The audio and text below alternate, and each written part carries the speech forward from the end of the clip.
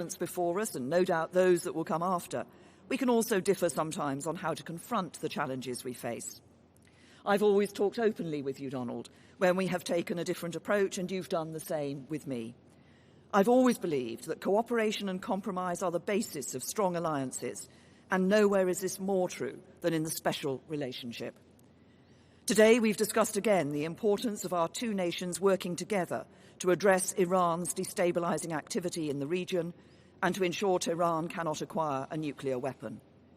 Although we differ on the means of achieving that, as I've said before, the UK continues to stand by the nuclear deal. It is clear that we both want to reach the same goal. It is important that Iran meets its obligations, and we do everything to avoid escalation, which is in no one's interest. Recognising our nations as safer and more prosperous when we work together on the biggest challenges of our time, I also set out the UK's approach to tackling climate change and our continued support for the Paris Agreement. And we also spoke about China, recognising its economic significance and that we cannot ignore action that threatens our shared interests or values. As we've deepened our cooperation on security, including our joint military operations and our unparalleled intelligence sharing, so our economies too are ever more tightly bound together. Every morning, 1 million Americans get up and go to work for British companies in America, and 1 million Britons do the same for American companies here.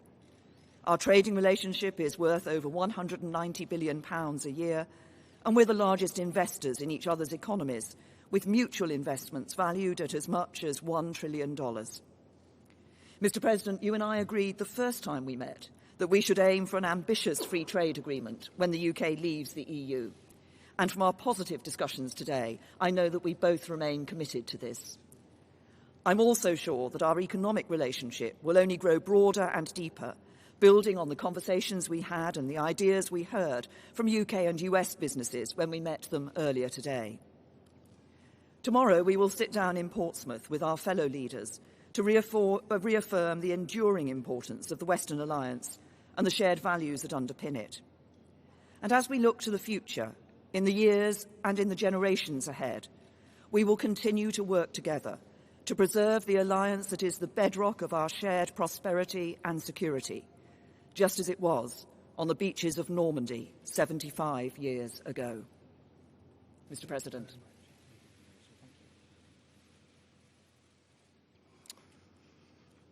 Well, thank you, Prime Minister May. Melania and I are honored to return to London as our nations commemorate the 75th anniversary of D-Day in World War II.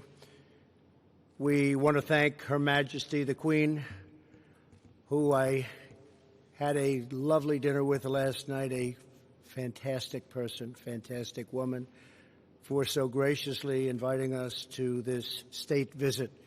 It was very, very special. Our thanks as well to Prime Minister and Mr. May for the warm welcome they've given the First Lady and me as we remember the heroes who laid down their lives to rescue civilization itself. On June 6, 1944, tens of thousands of young warriors left these shores by the sea and air to begin the invasion of Normandy and the liberation of Europe and the brutal Nazi occupation. It was a liberation like few people have seen before. Among them were more than 130,000 American and British brothers in arms. Through their valor and sacrifice, they secured our homelands and saved freedom for the world. Tomorrow, Prime Minister May and I will attend a commemoration ceremony in Portsmouth, one of the key embarkation points for the invasion. More than 1.5 million American service members were stationed right here in England in advance of the landings that summer. The bonds of friendship forged here and sealed in blood on those hallowed beaches will endure forever. Our special relationship is grounded in common history, values, customs, culture, language, and laws. Our people believe in freedom and independence as a sacred birthright and cherished inheritance worth defending at any cost. As the Prime Minister and I discussed in our meetings today and yesterday, the United States and the United Kingdom share many goals and priorities around the world.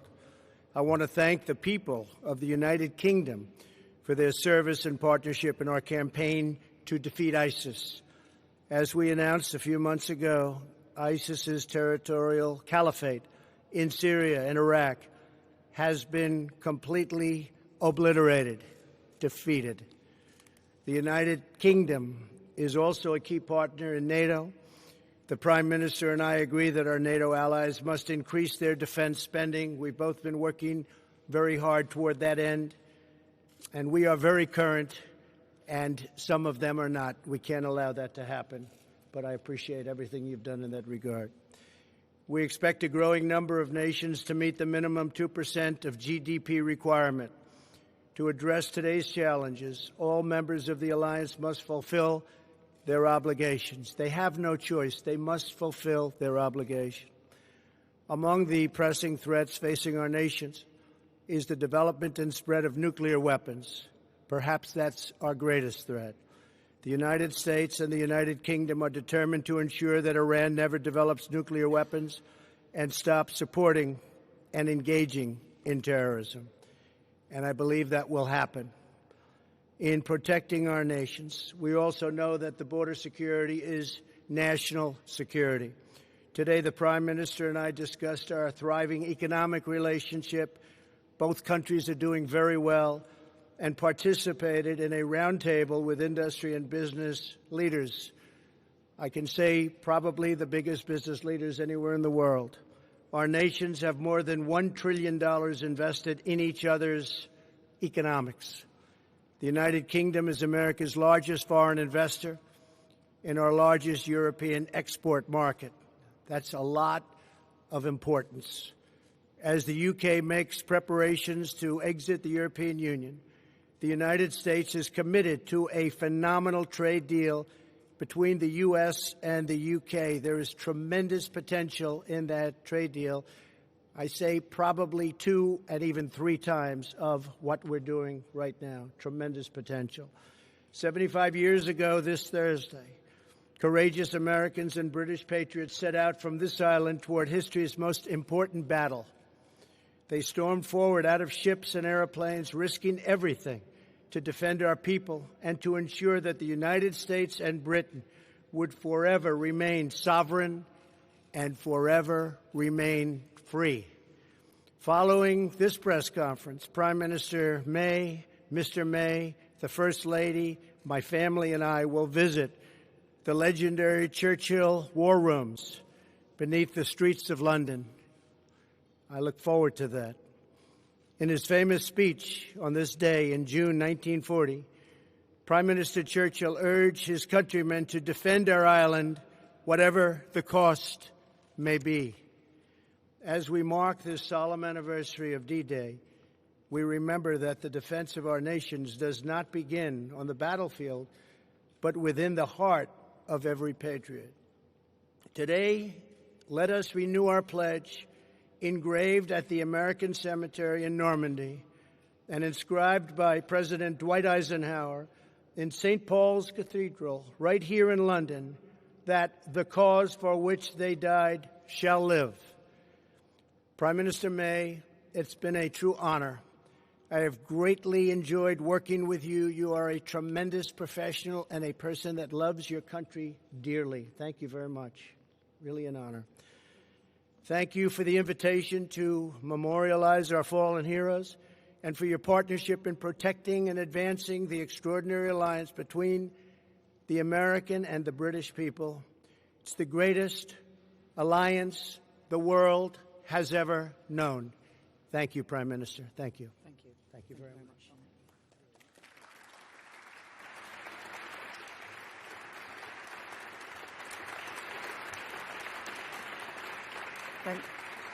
Thank you. Now we're going to take 2 questions from the UK media and 2 questions from the American media. I'll start with Beth Rigby. Thank you. Thank you, Prime Minister President Trump. Beth Rigby from Sky News.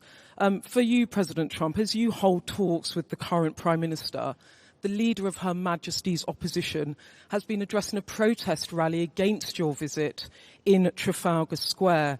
He says he's disappointed you attacked the London mayor, and he criticised your record on refugees. What do you have to say to him? And is this man someone you could do a trade deal with? And to you, Prime Minister, do you think that Sadiq Khan is a stone-cold loser? Thank you. You're talking about the Mayor of London. Is that who you said? Yes? Well, I think he's been a not very good mayor, from what I understand. He's done a poor job. Crime is up, a lot of problems. And I don't think he should be criticizing a representative of the United States that can do so much good for the United Kingdom. We talked about it before. He should be positive, not negative. He's a negative force, not a positive force. And if you look at what he said, he hurts the people of this great country. And I think he should actually focus on his job. It'd be a lot better if he did that. He could straighten out some of the problems that he has and probably some of the problems that he's caused. Thank you. Gonna...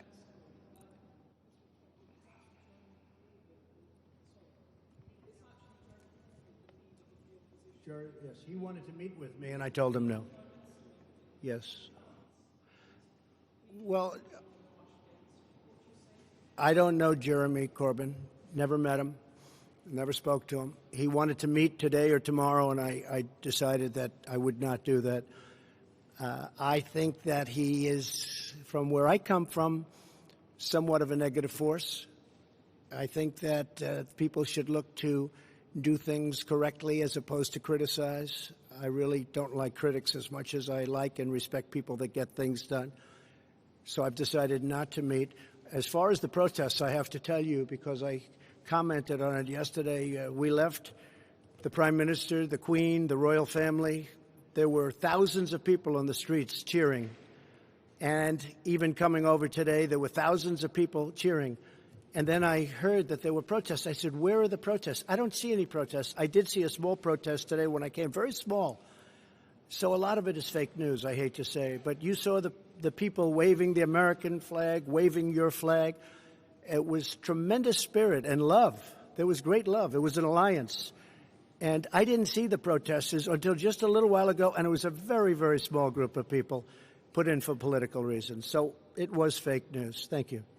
And I would say to both the Mayor of London and to Jeremy Corbyn, the discussions that we have had today are about the future of this most important relationship between the US and the UK. As the President described it, the greatest alliance the world has seen. It is this deep, special relationship and partnership between the United States and the United Kingdom that ensures our safety and security, and the safety and security of others around the world too. And it is this relationship that helps to ensure there are jobs that employ people here in the UK and in the United States, that underpins our prosperity and our future. That is a relationship we should cherish. It is a relationship we should build on. It is a relationship we should be proud of. Mr. President, would you like to... Big, and this really is a very big and important alliance. And I think people should act positively toward it because it means so much for both countries. It means so much, and it's been so good. Steve Holland. Yes, go ahead, Steve. Thank you, Mr. President. Thank you. Is that on? There. What is your current view on Brexit, sir? Should Britain leave the European Union if there is no agreement by October 31st? And for the Prime Minister, what will be the ramifications for the UK if there is not a deal? Well, I don't like to take positions in things that I'm not, really. I understand the issue very well. I really predicted what was going to happen. Some of you remember that prediction. It was a strong prediction made at a certain location on a development we were opening the day before it happened. And I thought it was going to happen because of immigration more than anything else, but probably it happens for a lot of reasons. But I would say, I would think that it will happen, and it probably should happen. This is a great, great country, and it wants its own identity. It wants to have its own borders. It wants to run its own affairs. This is a very, very special place, and I think it deserves a special place. And I thought maybe for that reason, and for others, but that reason it was going to happen. Yeah, I think it will happen. And I believe the Prime Minister's brought it to a very good point where something will take place in the not-too-distant future. I think she's done a very good job. I believe it would be good for the country, yes. And from my point of view, I believe it is important for us to deliver Brexit. We gave that choice to the British people.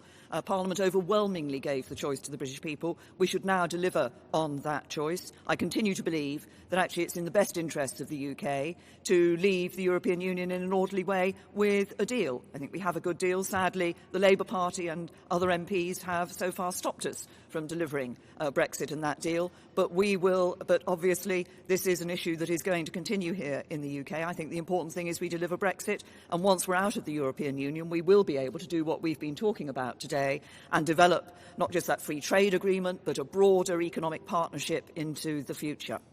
If I could just follow up, but on a related matter, Mr. President, are you prepared to impose limits on intelligence sharing with Britain if they do not put in place some restrictions on Huawei? No, because we're going to have absolutely an agreement on Huawei and everything else. We have an incredible intelligence relationship, and we will be able to work out any differences. I think we're not going to have it. We did discuss it. I see absolutely no limitations. We've never had limitations. This is a truly great ally and partner, and we'll have no problem with that. Okay? Francis. Mr. President, Francis Elliott from The Times. Do you agree with your ambassador that the entire economy needs to be on the table in a future trade talk, a trade deal, including the NHS? And Prime Minister, are you tempted to take the Prime Minister President up at his word and stick around for a bit until the trade deal is done? I think we're going to have a great trade deal, yes. I think we're going to have a great and very comprehensive trade deal.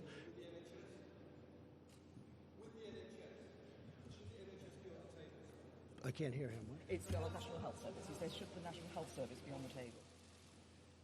Look, I think everything with the trade deal is on the table. When you're dealing in trade, everything's on the table. So NHS or anything else, or a lot more than that. But everything will be on the table, absolutely. Okay. But the point about making trade deals is, of course, that both sides negotiate and come to an agreement about what should or should not be in that trade deal for the future. And as regards your second question, Francis, nice try, but no. Look, I'm a woman of my word. Mr. President, would you like to? John, please. Mr. President, thank you. Mr. President, domestically, in recent days, Mexico has stepped up apprehensions and deportations of Central American migrants. That's good. This could possibly be in response to your threat of tariffs. Has Mexico Not possibly be. Has Mexico done enough to avoid tariffs, which will be imposed in some 6 days from now? No, we haven't started yet. But the threat is out there. Yeah, the threat is out there, but we haven't really started yet. No, this will take effect next week. And what 5%. And what do you think of Republicans who say that they may take action to block you imposing those tariffs? Oh, I don't think they will do that. I think if they do, it's foolish. There's nothing more important than borders. I've had tremendous Republican support. I have a 94% approval rating as of this morning in the Republican Party. That's an all-time record. Can you believe that? Isn't that something? I love records. But we have a 94% approval rating in the Republican Party. I want to see security at our border. I'm going to see great trade. I'm going to see a lot of things happening, and that is happening. And as you know, Mexico called. They want to meet. They're going to meet on Wednesday. Secretary Pompeo is going to be at the meeting, along with a few others that are very good at this, and we are going to see if we can do something. But I think it's more likely that the tariffs go on, and we'll probably be talking during the time that the tariffs are on and they're going to be paid. And if they don't step up and give us security for our nation, look, millions of people are flowing through Mexico. That's unacceptable. Millions and millions of people are coming right through Mexico. It's a 2,000-mile journey, and they're coming up to our border. And our Border Patrol, which is incredible, they're apprehending them. But our laws are bad because the Democrats don't want to pass laws that could be passed in 15 minutes, that could be passed quickly. In one day, it could change. But even beyond the laws, Mexico shouldn't allow millions of people to try and enter our country. And they could stop it very quickly. And I think they will. And if they won't, we're going to put tariffs on. And every month, those tariffs go from 5% to 10% to 15% to 20% and then to 25%. And what will happen then is all of those companies that have left our country and gone to Mexico are going to be coming back to us. And that's okay. That's okay. but I think Mexico will step up and do what they should have been done. And I don't want to hear that Mexico is run by the cartels and the drug lords and the coyotes. I don't want to hear about that. A lot of people are saying that. Mexico has something to prove. But I don't want to hear that they're run by the cartels. You understand. You report on it all the time. A lot of people do. That would be a terrible thing. Mexico should step up and stop this onslaught, this invasion into our country, John. Prime Minister May, you tried 3 times to get a deal on Brexit. At this point, do you believe that a deal on Brexit is possible, or is this a Gordian knot? President Trump says that you didn't take his advice in terms of negotiation. Should you have? Would that have made a difference? And President Trump, if I could ask a follow-up, you had a conversation with Boris Johnson. Could we ask what you spoke about, and will you meet with Michael Gove today? Well, first of all, on the first issues, I said in answer to an earlier question, I personally believe, that it is in the best interest of the UK to leave the European Union with a deal. I believe there is a good deal on the table. Obviously, it will be for whoever succeeds me as Prime Minister to take this issue forward. What is paramount, I believe, is delivering on Brexit for the British people. And I seem to remember the President suggested that I sued the European Union, which we didn't do. We went into negotiations and we came out with a good deal. Yeah, that's not such a... I would have sued, but that's okay. I would have sued and settled, maybe, but you never know. She's probably a better negotiator than I am, Jeremy. But you know what? She has got it, in a sense, John. That deal is teed up. I think that deal is really teed up. I think they have to do something. And perhaps you won't be given the credit that you deserve if they do something, but I think you deserve a lot of credit. I really do. I think you deserve a lot of credit. Okay? Yes, John? So I know Boris. I like him. I've liked him for a long time. I think he'd do a very good job. I know Jeremy. I think he'd do a very good job. I don't know Michael, but would he do a good job, Jeremy? Tell me.